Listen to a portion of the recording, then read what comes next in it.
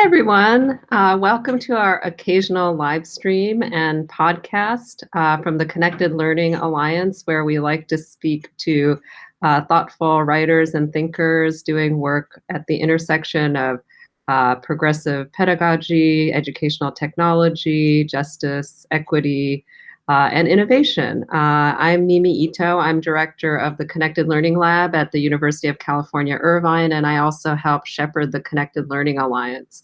We're really pleased today to have a longtime colleague and collaborator of mine, Mitch Resnick from the MIT Media Lab, joining us today. For this community, probably Mitch needs no introduction. He's been really one of the leading lights in pursuing not only inspired vision for how all young people can be creative makers and computationally fluent, but also has really had a pretty impressive array of projects that have showcased some of the innovation and technology that is coming out of the MIT Media Lab, but also has had really large-scale uptake and social impact. If you've read his book, Lifelong Kindergarten, you probably have gotten a pretty good sense of some of these projects, which include the Computer Clubhouse, a lot of work with Lego, and most recently, although I guess Scratch just had its 10-year anniversary. So Scratch, which is, has just been exploding as a platform for both social coding and creation for kids. So welcome, Mitch. Thanks for joining us. It's great to be with you. So I guess to start off, I'd love to hear a little bit about, just your personal backstory of how you arrived at this particular focus of your work. And you talk a little bit about some of the catalysts for the Computer Clubhouse and some of the Lego work, but I was particularly interested in, what prompted you to start Scratch as really your most recent and kind of sustained play to drive towards what you describe as your goal of creating a world full of creative people. Yeah. Well, of course, there's always long-term influences and shorter-term influences. I do think some of it starts from childhood, that I grew up in a home where learning and education were valued, where there was a real focus on the importance of helping to, provide opportunities to others who didn't have the same type of opportunities that we had had. I went to a summer camp where that was a core issue about bringing together the people of the world. So a lot of these core ideas about supporting others, bring together people around the world were things that I had experienced from early on. I think a lot of it came together in my current work when I met Seymour Papert in the early 1980s. And Seymour is one of the great pioneers of technology and learning. But more than the technology side of it, I saw Seymour really had a vision about education and learning that really resonated with me, of really providing opportunities for everyone to learn through designing, creating, experimenting, exploring. And somehow that really connected with me. And it was a very different vision than other people had about how technology might enter the world of learning, where many people were thinking how technology would just be delivering information or delivering instruction. And so I stayed around MIT to work with Seymour Papert, and then have worked on related projects over the years. The work with Scratch, in many ways, grew out of the work that we did with the Computer Clubhouse. So the Computer Clubhouse was this network of after-school centers that I started with my colleague, Natalie Rusk, specifically for young people from inner city communities. And it was a place where they could come after school to learn to express themselves creatively with new technologies, with support from adult mentors. And we started this in the 1990s. And one of the things we found at the Clubhouse was that there were a lot of kids that they came there to express themselves in different ways. We had doing things with video and with sound. And a lot of them wanted to create their own interactive games and stories, and they didn't have a good way of doing it. And the kids who were coming, they weren't going to be learning traditional programming languages like Java or C++. But the apps that were meant for kids really didn't allow them to express themselves the way they wanted to. There wasn't the range to allow them to create their own animations and stories and games. So we saw there was a real need. And I think a lot of the work we do does come from watching kids and listening to kids and seeing what they really want to be doing. So in many ways, we developed Scratch to make sure that kids at places like computer clubhouses would have the opportunity to create the things that they wanted to create. Well, that's really interesting. Yeah, so you actually, it was motivated really by a pain point that you saw in the community that you were trying to serve. Yeah, and we saw that in many ways it also was building off work that Seymour Papert had done with the programming language Logo. The Logo was developed, for personal computers in the 1970s, and it hadn't really kept up with the times. So kids couldn't do the rich media manipulations that they were excited to be doing. This was now the early 2000s as we started to work on this. So we knew we wanted to be able to have something that would allow kids to programmably manipulate media so they could bring in images, music, sound, graphics, and manipulate it because that's what they wanted to do. And we also wanted to make a social dimension to it because I think too often, this type of activity had been seen as a lone, solitary activity where of someone sitting at the computer writing code to generate a project. And we felt that if we really want to, embrace a wider range of kids getting involved with these activities, it would be important to have a social dimension where they could learn with and from one another. So Mhm. from the beginning, we felt that we needed to have a way for kids to share their projects and to see what others were doing. So we launched an online community the same time we launched the programming language. And that was an unheard of thing, why would you have an online community with a programming language? But for us, it was central to it because we wanted kids to have an audience for what they created. The same way that when kids learn to write, you want to be able to share your writing with others and get Yeah. feedback and encouragement, from others. So we wanted kids to be able to have that audience, but also to get inspiration, to be able to look at what others were doing to spark ideas.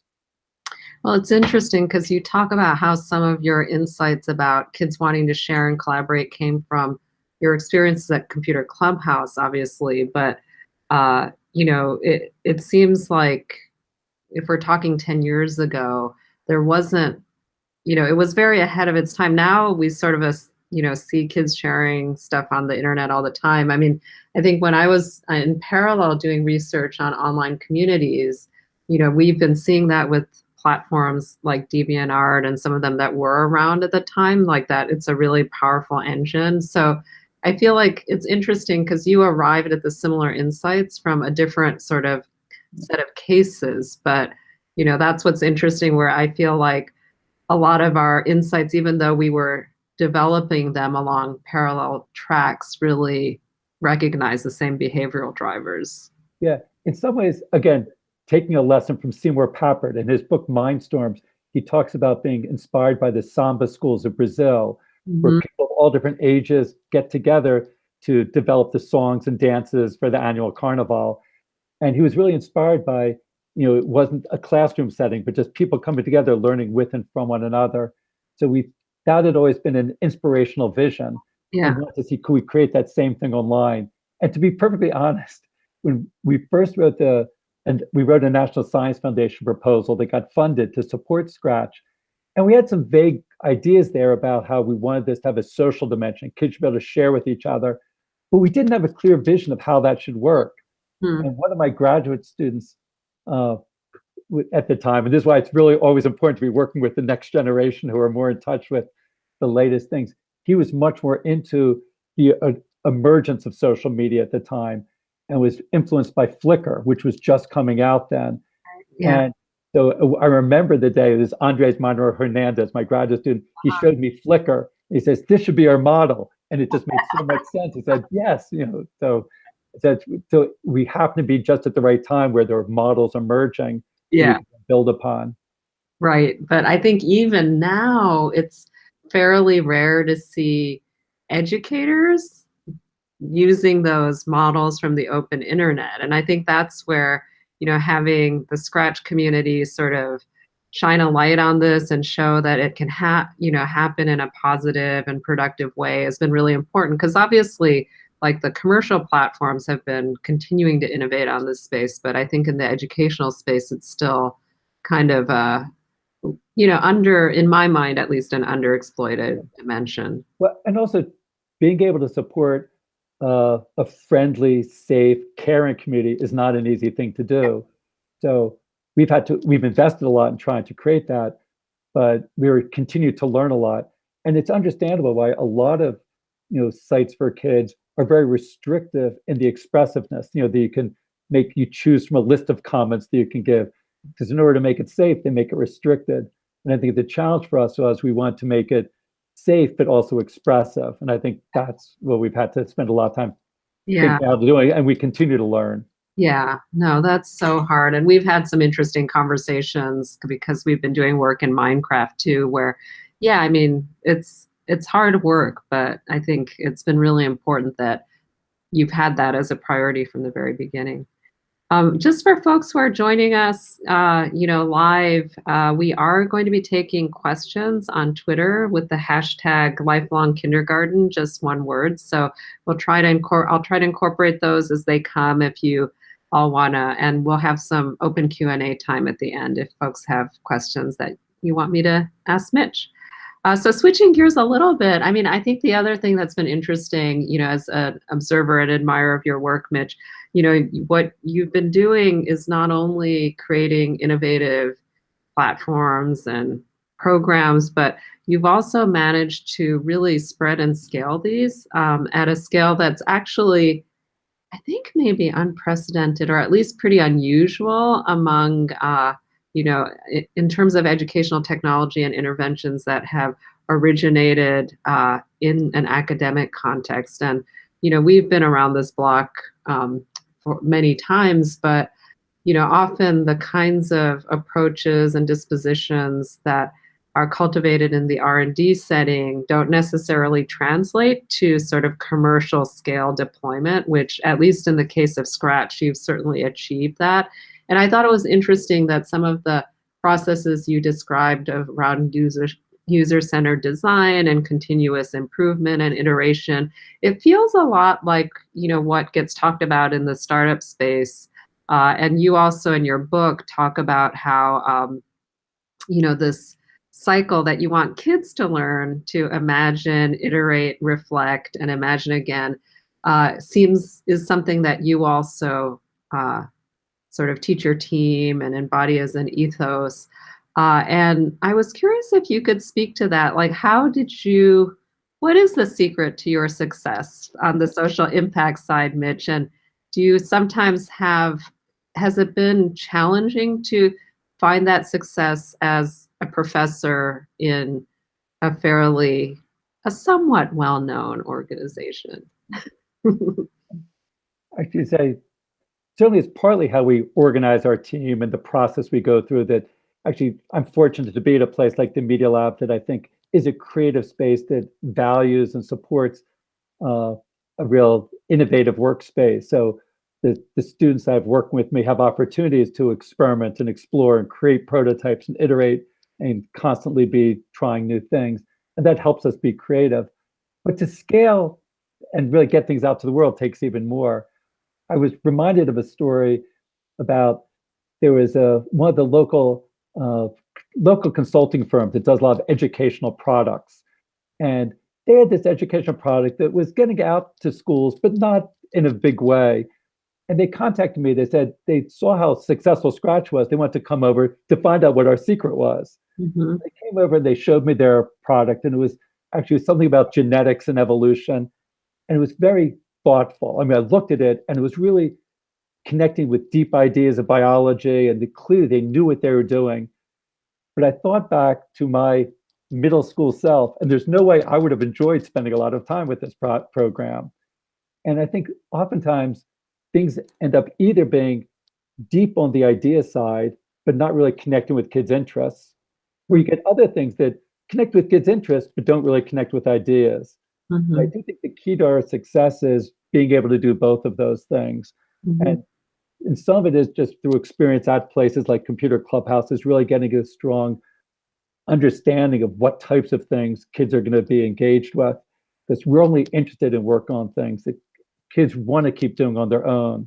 But at the same time, trying to design it in a way that we know that they're going to encounter important ideas in the process of doing it. So I think that combination of connecting with interests and connecting deeply with ideas is something that's it's not an easy thing to do, but I think that's the key to making something that can then get out in a significant way. That both kids are interested enough that they dive into it, and then institutions see the value of it at the same time. Mm. And has most of the growth of Scratch been pretty organic in that way, or did you have a more kind of concerted sort of outreach or marketing Yeah. approach? We really didn't have any marketing strategy or budget. It was very much, ground, bottom up, and Mhm, uh, I do think in the early days, a lot of it was outside of schools. So it was in families, community centers, and libraries. So people sort of found it, and it sort of spread by word of mouth. And of course, I went and did the traditional give talks at some conferences, mhm, and there were some articles written about it that also gave it visibility. Right when Scratch first came out, the BBC had a nice article about it that got it some visibility. But then for it to sustain itself, it has to be kids loving it. mhm, So it really was much more bottom up of kids loving it and continuing to be engaged with the community and spreading. Then in the last few years, it's been spreading much more in schools. The growth in schools is where the fastest growth is now. And that's partly because of the cultural phenomenon of the interest in coding in mhm, schools that's, in the last few years. So probably in some ways, Scratch helped launch that movement, but now it's riding on the wave that is growing bigger. mhm, So I think that's where some of the fastest growth is now. But again, it's not through us making real focused, marketing efforts, but just continue to try to offer something that kids are going to like. And then other people, there are now lots of books that other people create. My former student Karen Brennan, who's now a professor at Harvard Ed School, did a curriculum around Scratch that helps people get started in schools. So some people are doing things specifically for schools. Uh, but it is, has continued to grow pretty organically. I think there are questions about, what will happen in the future is still an open question, and what type of support and whether it'll need to change in order to sustain in a school setting. And that can be a challenge of whether I think an ongoing issue for us is can it sort of can it take root in a school setting but still stay connected to the core values that we started with? mhm. There's always a risk of in trying to put in a setting where it's it's more structured and the time that's allotted to it and the way it needs to be assessed, it might sort of start to drift away from the values that we had of engaging kids and thinking creatively, working collaboratively. In some school settings, that's not the way Scratch is introduced. So that's a concern for us. Yeah, interesting. So related to that, I have a question. So in your book, you've clearly articulated your vision for creative learning around the 4 Ps of projects, passion, peers, and play. And then you describe how it's grown out of other approaches that have inspired you around project-based learning or early education, like the kindergarten movement and Reggio Emilia. And then clearly you're, like you just said, you see these approaches in contrast to some of the more traditional top-down or direct instruction modes, gamification, some of the dominant trends within coding education that are based on puzzle-based approaches versus what you're doing, which I found that distinction to be really helpful because I had been having a hard time putting my finger on what was different about sort of a more kid and interest driven approach versus like a puzzle based problem solving approach. But one question I have, and this is a question we get around connected learning as well, is that do you think when you think of creative learning, do you feel like it should encompass all of young people's learning?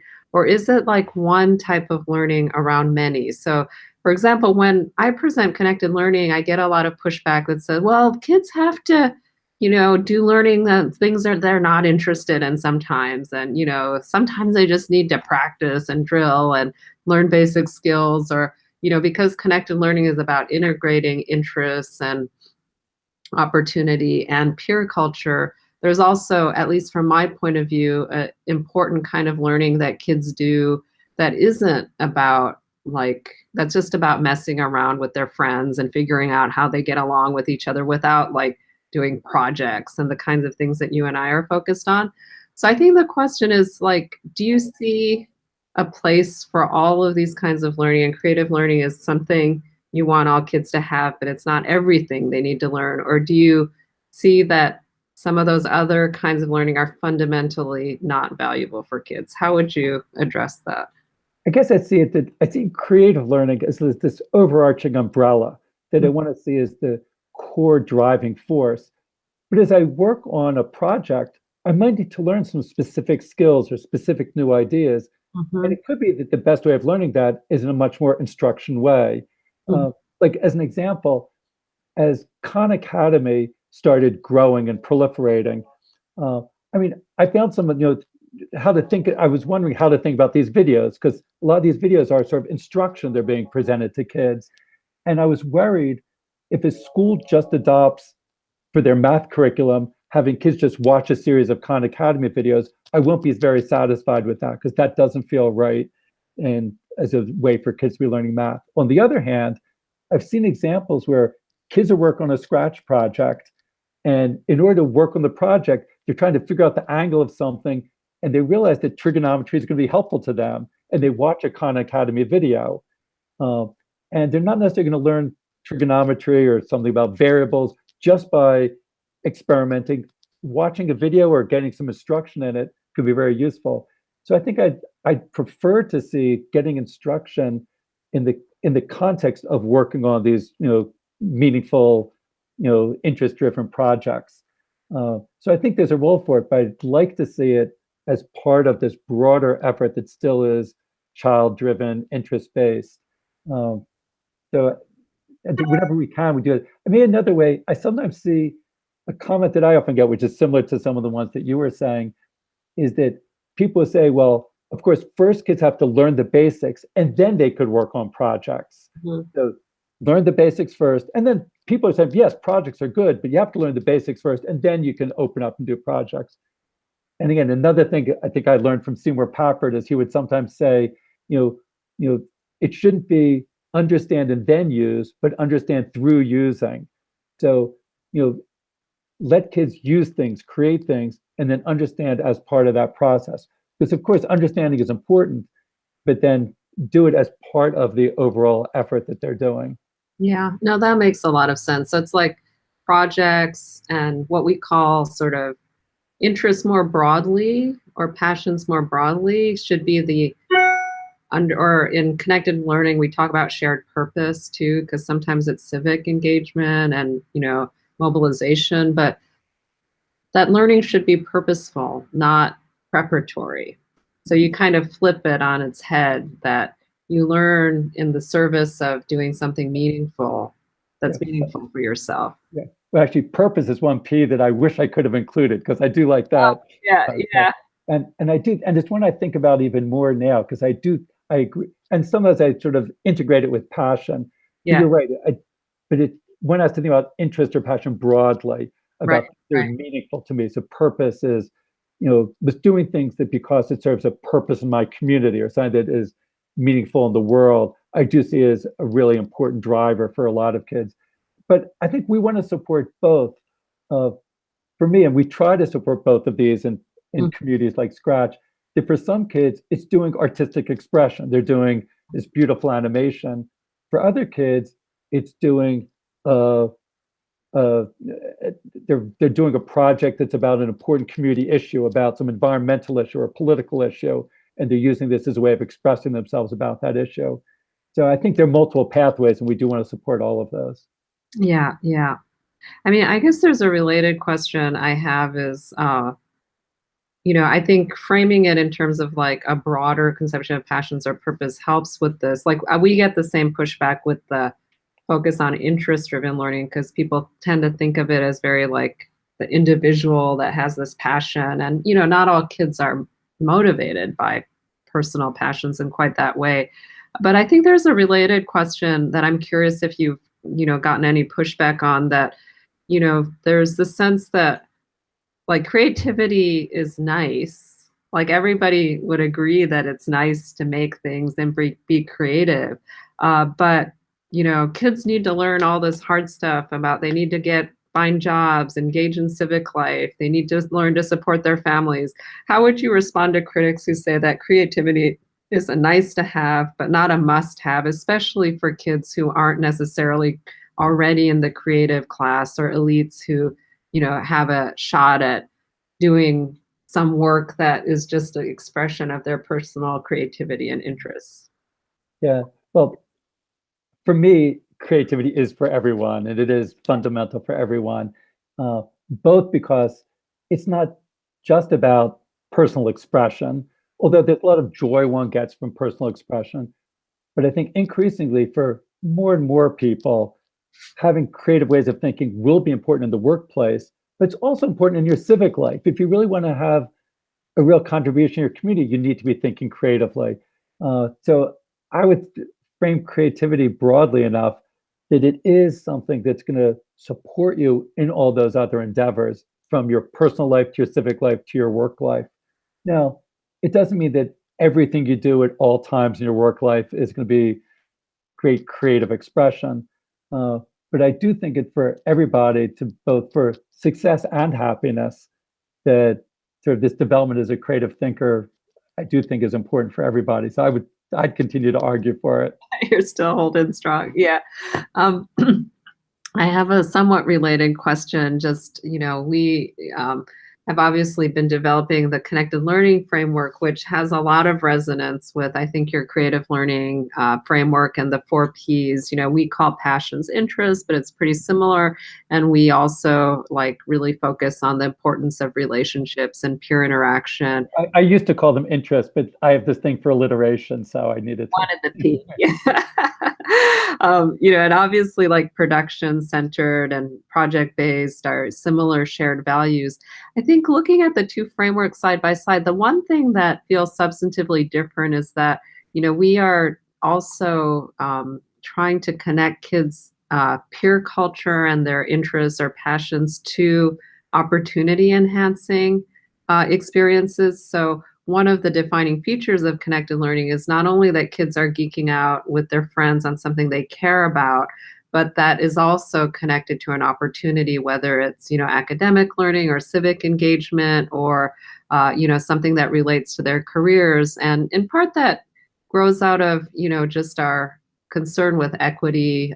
We're not saying that all learning has to be connected learning all the time. Like kids should be able to just geek out in what they're interested in without interference from teachers and parents.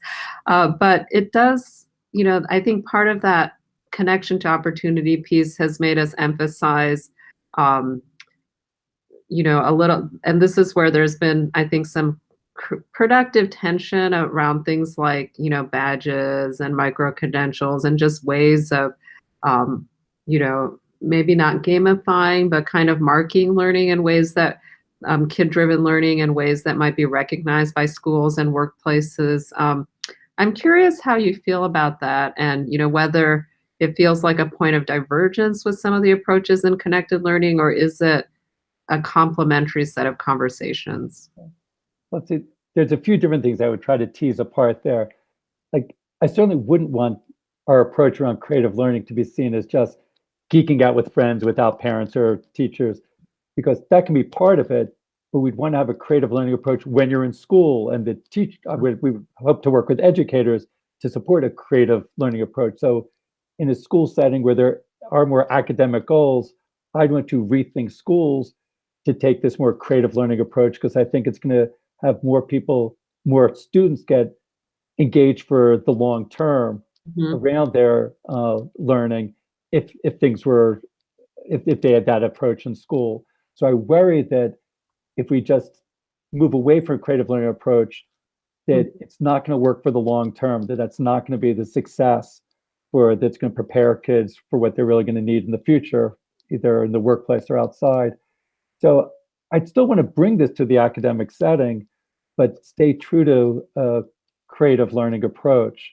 Uh, and yeah, no, I guess the one point. So I think the overall goals are pretty much the same. But you're right, especially in some areas, the strategies around things like badges. We've had some conversations over the years, and sometimes maybe I'm too extreme, just because at times the world has seemed to just too actively embrace the idea of giving kids badges and different rewards, points, everything being gamified. Uh, and I do worry, and there's also research that shows that if the focus is just on that, then kids won't necessarily develop a caring about the learning and won't continue to develop as creative learners. Sometimes I can go too extreme with that because I do understand that having some ways that you get some way of documenting the things you're learning can be valuable. So the thing I want to avoid is if kids are doing things just for the purpose of getting a reward. That's the thing that I really want to stay away from of motivating kids just because you're dangling a reward there. But having some way for kids to document and show with pride and to be able to use and to be able to document in a useful way the things that they're learning Mhm. certainly could be useful. So I think we'd have to sort of, that aspect of it could be valuable. But sometimes these things just got too lumped together. Uh, and so I think it's important for us to tease them apart somewhat. Yeah, no, I think that makes sense. And, it's definitely an art, like even when we're looking at the design principles of connected learning, where you're trying to integrate that kind of what you would call intrinsic motivation, the passion part, the peer culture, which in and of itself is a different motivational structure too.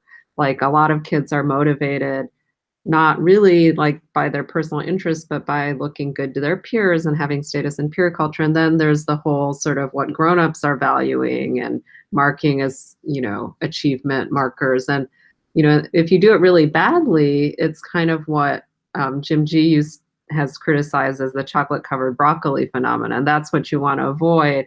But then, there are some kids, it seems like that they're not going to come to you with some burning personal passion, but if if what they're something creative is something that can help display their worth to their peers, or if, it's part of the resume they're building for college, that may be for some kids the thing that pushes them into the activity that we're interested in I, pursuing. well, it'd be interesting to push down a little on both passion and peers. Yeah. On one hand, with interest or passion, one thing we certainly see, like at computer clubhouses, as much as it's founded on the idea of kids coming and following their interests, Hmm. kids will come in and will ask, well, what are your interests? They'll say, I don't know. And so it's not that kids know what their interests are. So it's not always easy to help kids both find, identify, and develop their interests. So part of it is that we have to recognize that it's a challenge and real work to help kids identify and follow their interests. But I think a way that I've sort of helped understand more broadly over time the connection with passion and peers, and I think my colleague Natalie Rusk, who has worked with us on joint projects, has often makes this point that sometimes as they become interested in something because their friends are interested in it and because they want to make a connection with other people. And I do think that can be a valid reason that, but a lot of times it's a way of getting started. You're getting interested in this because your friend is interested in it, so that attracts you to it. But then you continue to develop that interest. Hmm. Uh, and for some reason, for me, I'd make a slight distinction between becoming interested because a friend is interested in it versus doing something to get status with my peers. Hmm. But for me, although I do understand that's a motivator for a lot of kids and teens, that one doesn't feel as good to me. If I'm doing it just to get status, it Hmm. feels that's not going to be help me have developed to have long-term foundation of knowing a way of approaching creative learning tasks. Hmm. Where if I become interested in something because a friend is interested, but then we work on it together, I Hmm. think I am developing the type of capacities that I would hope kids would be developing. Does Yeah. that distinction make sense to you? Yeah, it does. I think in some ways, Mitch, you have sort of more a kind of pure orientation towards that, the kid-driven interest being really at the center. And I think it's always this art, like you look at traditional athletics, like school-sponsored athletics, and it's really hard to know whether kids are participating because they love basketball and football, or whether it's because they're really high status activities within their peer culture.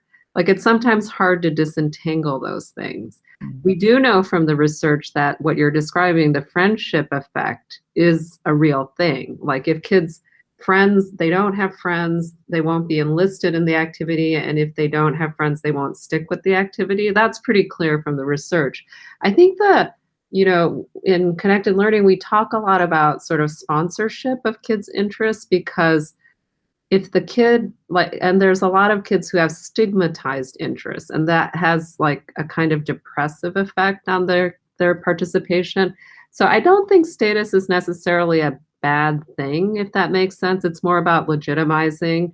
But I think it's something, like to your point, that there's an inherent risk in using dangling those carrots, like because they're brittle. So when those motivations go away, the investment goes away. So I would agree with you on that.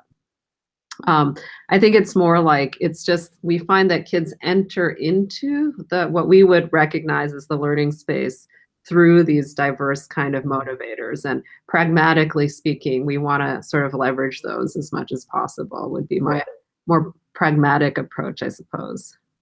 Yeah, actually, I could say different pathways in, but Hmm. then to help sustain it over time, we might agree on the type of project-based interest-driven activities we'd want to support to have it sustain over Yeah, time. I think that's a good way of putting it. Like we have a pretty shared vision of what we want the learning to look like, but we might have different strategies for bringing kids there.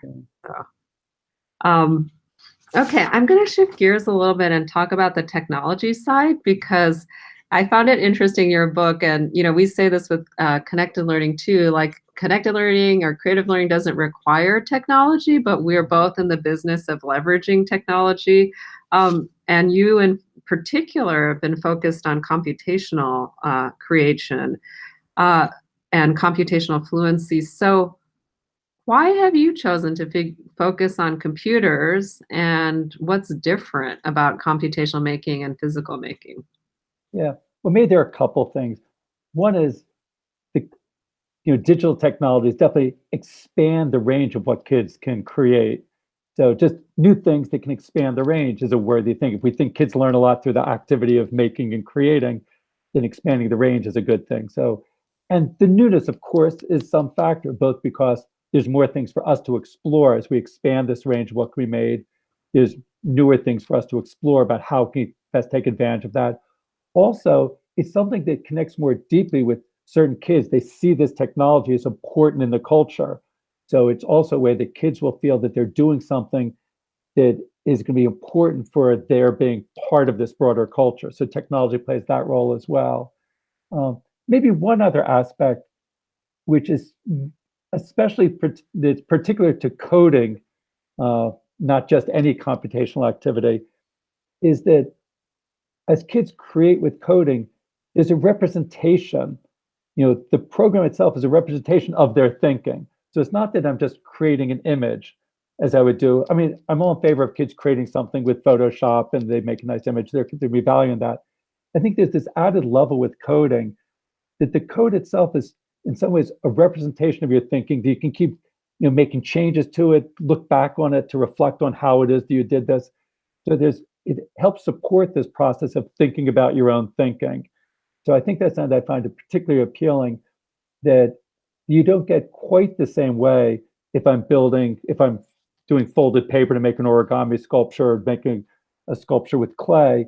Those are valuable activities. I do think there's this added dimension that you get when you have a representation of process.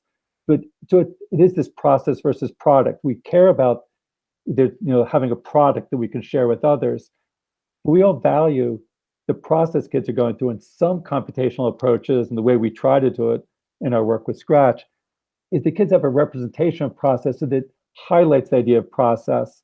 And of course, when you make a sculpture out of clay, you also can think about the process. But I think there's some added supports in some of the computational making. It doesn't necessarily make it better, but it makes it different and had some added dimensions to it that I think are especially interesting from a learning perspective. Hmm. Yeah, and certainly, more and more people have come around to the argument that it is, a fundamental literacy that in our today's digital world is necessary for kids. So Yeah, and we really do try to take that literacy argument seriously and really compare it to writing and really try to take seriously the way that when kids learn to write, it's uh, that it is about learning to express their ideas and they develop their identity based on the ability of what they write and how they communicate through writing. And we think coding could play that same role. And we try to take lessons from the great work that's been done in, like with places like the National Writing Project about how to help kids learn to write. And all the work that's showing it shouldn't just be about helping them learn spelling and vocabulary and grammar, but how to express themselves. And we worry that a lot of computational making gets too focused on the equivalent of spelling and grammar, of learning the syntax and the computational grammar. So I think we've really tried to see it as a way of expressing yourself the same way that the types of writing activities that we have been inspired by do. yeah, yeah. And I think, yeah, obviously the design of Scratch really helps kids get away from that initial frustration of the syntax and the unforgiving nature of some of that, as an early coding experience. And So, the social side is also related to, again, with writing, you should write for an audience. I think we all know that if you want to help kids learn to write, they should be writing for an audience, which is again connected to why we want to have, Scratch integrate into this online community. And also the great literacy movements of the world, when Paulo Freire led the literacy movements in Brazil, it wasn't just help people get jobs, although that they certainly had better chance of getting jobs, but mhm. also to make them feel like full citizens. So I do think we want to take that seriously, that in the future, it's if you really want to feel like a full participant and a full citizen of the society, this is a way of expressing yourself the same way that writing is. Mhm. So those are a lot of really good arguments for a focus on computational making. One of the potential downsides, though, and it's something that we've explored in our shared project with one another, is that you know computers and coding tend to be associated with a fairly narrow demographic and a fairly privileged kind of male-dominated demographic, and it's sometimes an uphill battle to convince kids who don't identify that way as being part of the coding world. How do you navigate that tension? Well, it's undoubtedly true that there is this, gap today, or the part of the population that's traditionally been attracted to coding and had access to really develop their skills has been a narrow part of the population. I guess I come to it feeling that it doesn't have to be that way. But I guess there are two things that have contributed to it. Part of it is access. I mean, it costs, there's economic barriers. Now, luckily, those are decreasing. They still are there, but it's decreasing over time. But just economic access is part of it. Uh, Another part, though, is the approach in which it's been introduced.